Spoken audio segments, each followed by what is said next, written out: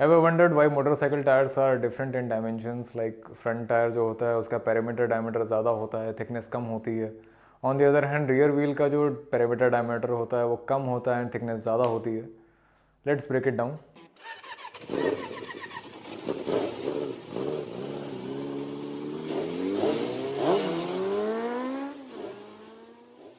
Front wheel के thin होने का एक इंपॉर्टेंट रीज़न है इसको मनूवर करना इजी होता है, कंट्रोल आप आसानी से कर सकते हैं, आप स्टीयरिंग आपकी काफ़ी इजी हो जाती है. डायमीटर ज़्यादा है तो रोलिंग रेजिस्टेंस या फिर आपका कोई भी जो रेजिस्टेंस फोर्सेस होते हैं उनको ओवरकम करना इजी होता है. कोई सडन ऑब्स्टिकल आता है, पॉट होल आता है तो उसको आसानी से आप इवेट कर सकते हैं. अगर आप का जो फ्रंट व्हील है वो पॉट होल में चला भी जाता है तो आपको उतना तगड़ा जर्क नहीं मिलेगा, सस्पेंशन पे इफेक्ट कम पड़ता है. टाइट कॉर्नर्स हैं या हाई स्पीड है उसमें स्टेबिलिटी बेटर होती है.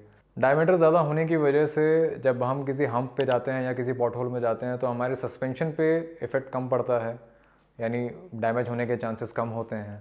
ऑन दी अदर हैंड अगर हम रियर व्हील की बात करें तो वहाँ पे पर्पज़ अलग होता है. उसका मेन फीचर ही यही होता है कि हम एक जो पावर ट्रांसमिशन इंजन से हम रिसीव कर रहे हैं उसको हमें रोड पे या जिस सरफेस पे हम राइड कर रहे हैं उस पर एक्सर्ट करना है. थिकनेस ज़्यादा इसलिए होती है क्योंकि जितना आपकी थिकनेस ज़्यादा होगी सरफेस एरिया बेरिंग कैपेसिटी उसकी बढ़ जाती है. तो प्रेशर का फॉर्मूला होता है pressure equals to force upon area. अगर एरिया जितना ज़्यादा होगा उतना टायर पे प्रेशर कम पड़ेगा. जब गाड़ी एक्सेलरेट करती है तो गाड़ी पीछे की तरफ ज़्यादा दबती है, आगे से थोड़ी सी लिफ्ट होती है. इसे वाइड रखने के भी काफ़ी रीजंस हैं, जैसे कि ट्रैक्शन बेटर हो जाता है, कॉर्नरिंग में आपको एक लार्जर कॉन्टैक्ट पैच मिलता है. आप चाहे स्ट्रेट राइड कर रहे हैं, चाहे कॉर्नर्स पे हैं, टाइट कॉर्नर्स पे हैं, ज़्यादा लीन कर रहे हैं तो आपका एक टायर का पार्ट जो होता है वो हमेशा अच्छे से कॉन्टैक्ट में रहता है रोड के साथ में या ट्रैक के साथ. डायमीटर इसलिए कम होता है क्योंकि रिवॉल्व करना एक छोटे व्हील के लिए ज़्यादा ईजी होता है. अगर आप एक बड़े व्हील को रिवॉल्व कर रहे हैं तो उसके पेरीमीटर सर्कमफेरेंस के कारण उसको एक रिवॉल्यूशन कंप्लीट करने में ज़्यादा टाइम लगता है rather than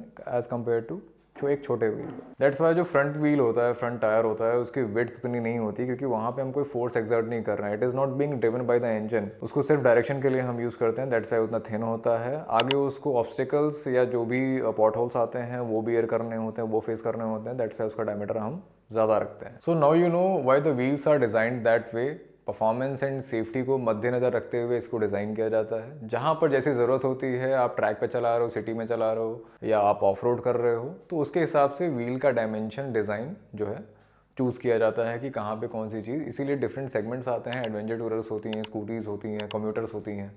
तो सबका जो डायमेंशन होता है कार्स का भी अलग होता है, सबका प्रोफाइल अलग होता है. तो जहाँ जैसी रिक्वायरमेंट होती है या जो कोई प्रोडक्ट डिज़ाइन किया जाता है तो हम देखते हैं कि वो कहाँ पे कौन से एरिया में कौन सी टेरेन पे सबसे ज़्यादा यूज़ होगा, उसके अकॉर्डिंग हम उसका डिज़ाइन तैयार करते हैं. So ride safe, always wear your helmet, your crown. अगले वीडियो में मिलते हैं ऐसी कुछ इन्फॉर्मेशन के साथ.